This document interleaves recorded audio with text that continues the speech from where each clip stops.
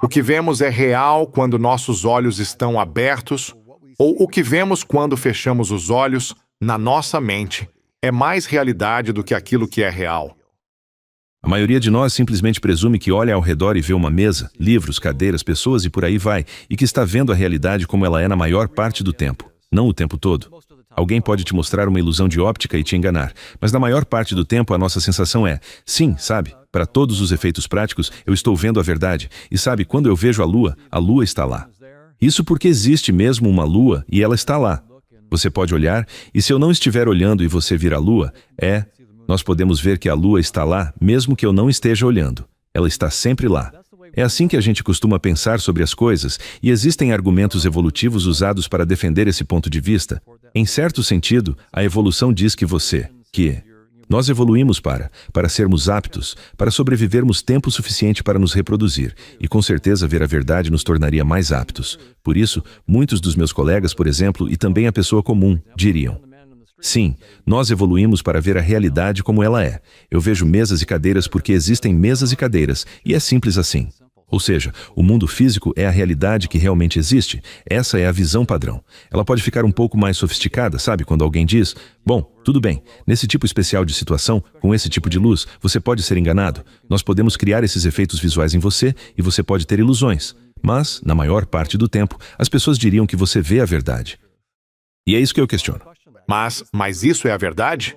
O que vemos é mesmo a verdade. Bom, agora eu tenho bons motivos para questionar isso. Sério? Por vários motivos. Por quê? Mas um deles é o motivo evolutivo. A evolução nos moldou para sermos aptos. Sabe, a teoria de Darwin fala de organismos competindo por recursos, parceiros e por aí vai, e os mais aptos têm uma chance maior de, sobreviver tempo suficiente para se reproduzir, e os genes que deram a eles a capacidade de, superar os outros acabam sendo passados adiante. Aí nós ficamos com genes melhores e nos tornamos mais aptos. Esse argumento levou as pessoas a dizerem, nós vemos a verdade porque ver a verdade tornaria você mais apto. E eu defendo, junto com meus colegas Chaitan Prakash e Manish Singh e outros com quem trabalho, que não. Se você analisa a matemática da teoria evolutiva com muito cuidado, ela diz exatamente o oposto. Ela basicamente diz que a probabilidade de qualquer organismo já ter sido moldado para ver qualquer aspecto da realidade como ela é, de fato, é zero. Em outras palavras, a probabilidade de vermos a verdade é zero. Absolutamente Sério? zero. Uau! E esse é um resultado matemático impressionante. Claro que eu recebi muita resistência, não só de pessoas comuns, mas dos meus colegas nas ciências. Há muitas discussões interessantes sobre isso e também vindas de filósofos. Algumas críticas seguem mais ou menos este caminho. Eu diria que a maior crítica você está dando um tiro no próprio pé ao afirmar isso, certo? Darwin parte do princípio de que existem organismos físicos no espaço e no tempo, competindo por recursos físicos e tendo descendentes físicos. No espaço e no tempo. No espaço e no tempo. E eu estou usando a teoria de Darwin, que pressupõe isso. Na verdade, estou usando a teoria dos jogos evolutivos, que é a teoria de Darwin transformada em matemática por John Maynard Smith e outros. Ou seja, é a teoria de Darwin, mas com rigor matemático. E isso é amplamente aceito hoje no campo da evolução, usar a teoria dos jogos evolutivos para estudar suas propriedades. O argumento contra mim a teoria de Darwin pressupõe que espaço, tempo e objetos físicos são reais. É disso que ela trata. E aí, você usa a teoria de Darwin para afirmar que a probabilidade de vermos a realidade como ela é zero. Isso significa que a probabilidade de objetos físicos no espaço e no tempo serem reais é zero. Então você usou a teoria de Darwin, que pressupõe que objetos são reais, para provar que eles não são. Com certeza você deu um tiro no próprio pé, com uma contradição lógica. É esse tipo de argumento que eu recebo, não só em conversas casuais, mas em publicações, em revistas de filosofia, e também dos meus pares mais ligados às ciências. E isso perde um ponto essencial sobre a ciência e sobre como a ciência funciona. E isso é algo bastante central na ciência. Toda teoria científica começa com pressupostos. Parece trivial e óbvio, mas está cheio de, você sabe, complicações e implicações. Sim. Como toda teoria parte de pressupostos, ela não explica tudo porque não explica seus próprios pressupostos. Portanto, nenhuma teoria científica é uma teoria de tudo. E você pode dizer, bem, claro, você pode me dar uma teoria diferente, mais profunda, que explique as premissas de alguma teoria que você já tem. E isso é verdade. Você sempre pode obter uma teoria mais profunda que explique as premissas das teorias anteriores, mas sua nova teoria terá suas próprias premissas. Por isso, a ciência sempre estará em busca de uma nova teoria. E nós nunca teremos uma teoria de tudo. Uau! Então eu diria que a ciência, na minha opinião, neste momento e para sempre, conhecerá aproximadamente 0% da realidade. Porque só podemos fazer suposições sem saber se são verdadeiras ou não. E o que realmente não fazemos na ciência é presumir que nossas suposições sejam verdadeiras. Não precisamos presumir que sejam verdadeiras, é apenas provisório, certo? Estou fazendo essas suposições porque é o melhor que podemos fazer agora. Isso não significa que minhas suposições sejam verdadeiras. Só quer dizer que elas são o melhor que conseguimos fazer agora, com o que sabemos e com o que aprendemos. Então, o que podemos fazer é garantir que nossas suposições sejam consistentes. Eu não quero ter suposições contraditórias porque, se houvesse, poderíamos provar qualquer coisa e não haveria rigor. Portanto, o que estou fazendo agora com Darwin é dizer que suas suposições são consistentes, mas não preciso assumir que sejam verdadeiras. Então eu sei que não preciso assumir nada em qualquer teoria que eu proponha. Não estou assumindo que minhas suposições são verdadeiras. Só quero ter certeza de que são consistentes. Espero que, em minha vida, alguém derrube minha teoria com uma teoria mais profunda. E então saberei que minhas suposições eram pelo menos provisórias. Você sabe, no melhor dos casos, uma maneira provisória de prosseguir. Portanto, não é uma contradição lógica pegar as premissas de uma teoria científica e usá-las para provar que essa teoria não é a teoria de tudo, porque já sabíamos que essa teoria não era a teoria de tudo. E o melhor exemplo que temos até hoje é a teoria de Einstein, junto com a teoria quântica. A teoria de Einstein sobre o espaço-tempo plano e curvo, é a teoria da relatividade geral. E ela, junto com a teoria quântica, assume que espaço e tempo são fundamentais, certo? Ainda assim, a teoria de Einstein, junto com a teoria quântica de campos, também nos diz exatamente quando essa suposição é falsa. Quando você chega pequeno o bastante, no que chamam de escala de Planck, ou seja, 10 elevado a menos 33 centímetros, 10 elevado a menos 43 segundos, o espaço-tempo deixa de ter qualquer sentido operacional. E o espaço-tempo é uma ótima estrutura para boa parte da física, e a maioria dos físicos não precisa se preocupar com a escala de Planck. Mas os físicos teóricos de alta energia precisam. São eles que pressionam os limites do espaço-tempo, e são eles que falam de energias altas o bastante para fazer o espaço-tempo se desfazer. Que energias são essas, altas o bastante para fazer o espaço-tempo se desfazer? Bom, são coisas que iriam além até dos nossos colisores, sabe, da nossa tecnologia atual de colisores. Mas a ideia é esta. Se você quer observar regiões cada vez menores do espaço, precisa de um microscópio cada vez melhor, capaz de te dar comprimentos de onda cada vez menores de luz ou de qualquer radiação, mas principalmente luz. À medida que você usa comprimentos de onda menores da luz, consegue distinguir detalhes cada vez menores. Só que o que a física nos diz é que conforme você diminui o comprimento de onda da luz, a energia aumenta. A energia aumenta, exige mais energia. É por isso que você precisa colocar toda essa energia no grande colisor de hadrons para chegar a altas, sabe? Ele funciona como um grande microscópio, então precisa de muita energia. Mas conforme você coloca cada vez mais energia numa região cada vez menor do espaço, Einstein nos diz que essa energia também é a mesma coisa que massa, e essa massa curva o espaço-tempo com mais peso, cada vez com mais força conforme a massa aumenta. E quando essa massa chega a um ponto alto, o bastante, o espaço-tempo colapsa num buraco negro e você acaba destruindo exatamente aquilo que está tentando observar. Sério? Em 10 elevado a menos 33 centímetros, 10 elevado a menos 43 segundos, você está literalmente destruindo o que tenta observar. E se ficar frustrado e disser, vou usar mais energia porque eu quero, o buraco negro só fica cada vez maior, Sério? maior e maior. Nesse ponto, o espaço-tempo não tem mais nenhum sentido operacional. E aqui temos um caso, e o motivo de eu ter entrado nisso é que aqui temos um caso em que uma teoria científica, uma das nossas melhores, assume que o espaço-tempo é fundamental, e a teoria quântica assume que espaço e tempo são fundamentais. São teorias consistentes, e no fim das contas, elas dizem, a propósito, o espaço-tempo não pode ser a natureza fundamental da realidade, ele se desfaz na escala de Planck, e isso é sinal de uma grande teoria científica. Uma boa teoria científica te dá as ferramentas matemáticas para explorar o seu alcance, porque ela terá algum alcance explicativo se for uma boa teoria. Mas uma ótima teoria fornece as ferramentas matemáticas para encontrar seus limites, limites que você sabia a priori que ela deveria ter, porque toda teoria começa com suposições, e sabemos que essas suposições não podem ser universalmente verdadeiras. Então, onde terminam suas suposições e onde termina sua teoria? Pare. Toda teoria Sim, científica. sim. Isso mesmo. Interessante. Certo. Com essa nova pesquisa, essas novas descobertas, o que você está aprendendo sobre a percepção da mente, sobre o que é real, o que não é real e o que é este mundo?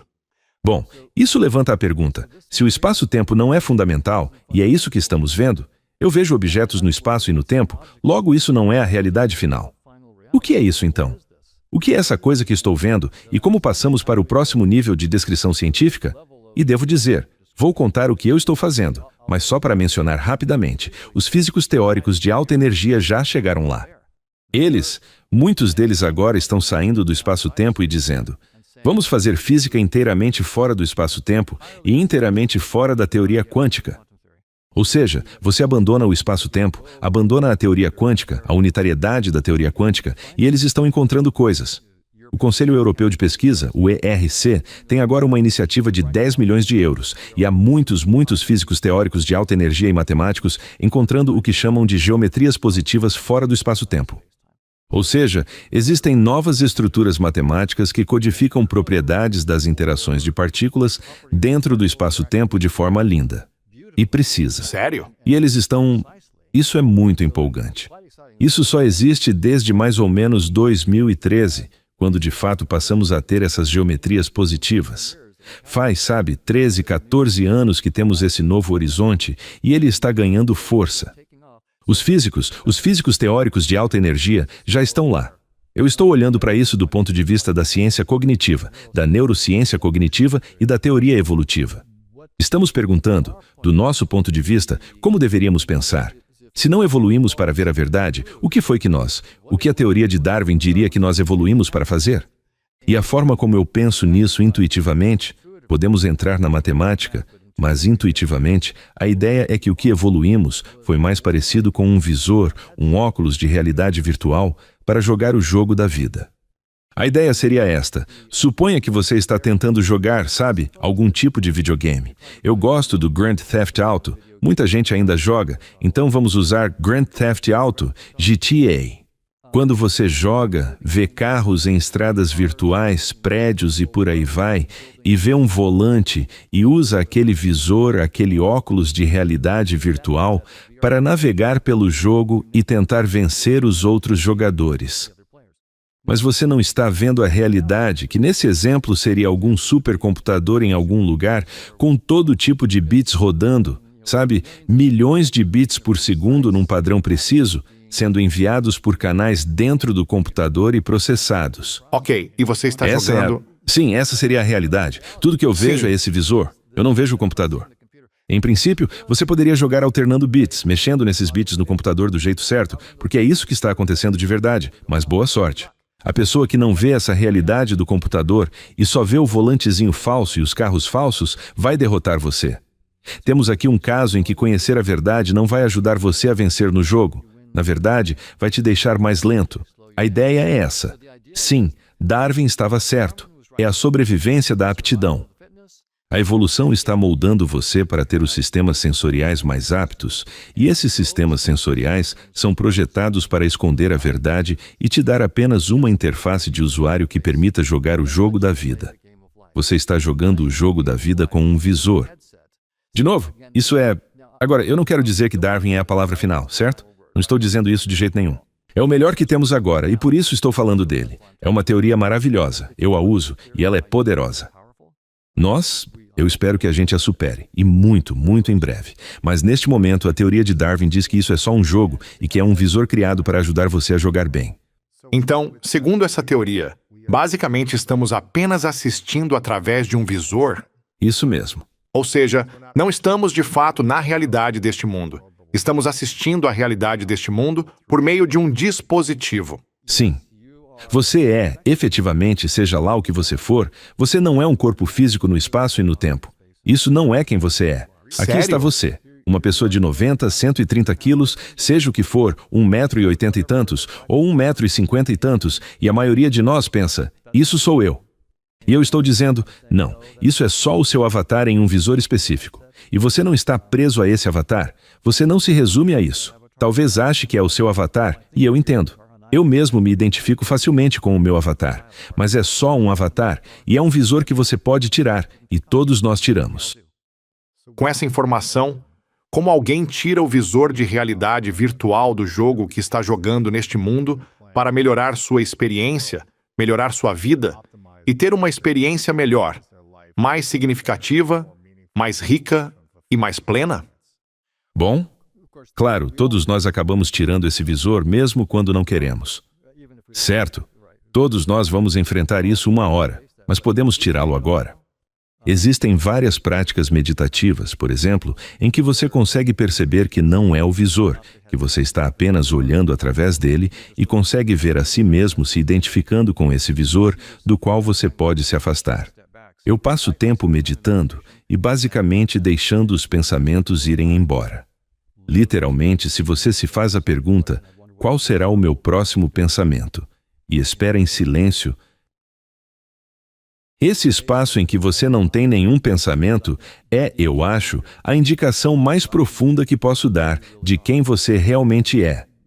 Essa consciência silenciosa é você além do visor. E assim que você começa a entrar nos pensamentos, volta a se identificar com este corpo, com os seus problemas, e por aí vai. Mas, no fim das contas, a minha visão sobre as coisas é que a realidade transcende infinitamente o espaço e o tempo. Você é essa realidade. E, em certo sentido, a sua consciência está apenas escolhendo olhar através de um número infinito de visores. Existe um visor do Lewis, um visor do Don, e essa única consciência está conversando consigo mesma por meio de 2 visores, aproveitando e aprendendo. É quase como se a consciência única olhasse para si mesma a partir de um número infinito de perspectivas, escolhesse vestir um número infinito de visores e aproveitar aquela perspectiva, talvez se perder nela. Identificar-se completamente com ela, sentir dor, sentir alegria, sabe? Toda a gama de emoções, descobertas e por aí vai.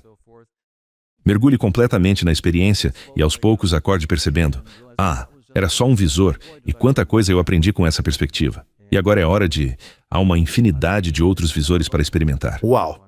Você diria que não existe realidade, só a perspectiva do que estamos vivendo? Sim, eu diria que você é a realidade. Você, em silêncio. Não qualquer história que você conte, qualquer história que você conte sobre si mesmo não é você. Você é muito, muito mais profundo. Seja lá o que você for. É aquilo que consegue acolher qualquer história, todas as histórias, aproveitá-las, e depois não se identificar com elas e deixá-las ir. Portanto, seja lá o que você for, está infinitamente além de qualquer visor, mas está olhando para si mesmo por meio de um número infinito de perspectivas diferentes. O que acontece quando vivemos alguma coisa? Contamos a nós mesmos uma história sobre o que aconteceu e atribuímos significado a essa história. O que fazemos quando atribuímos significado a uma identidade ou a uma história sobre o que percebemos estar acontecendo? Bom, acho que estamos desempenhando um papel e aprendendo uma perspectiva sobre quem somos. E é interessante que a consciência parece estar disposta a entrar de cabeça. Eu vou entrar ali e me perder. Eu realmente transcendo tudo isso.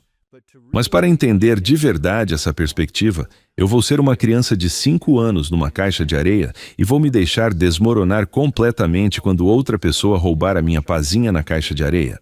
Vou simplesmente me deixar desmoronar e sentir como se o meu mundo tivesse acabado. E quando eu for adolescente, vou me deixar desmoronar quando um encontro der errado, ou quando eu reprovar em uma matéria, ou algo assim. Nós nos deixamos identificar completamente com isso, sabe? Empregos, carreiras, tudo. Fracassos, sucessos, entramos de cabeça.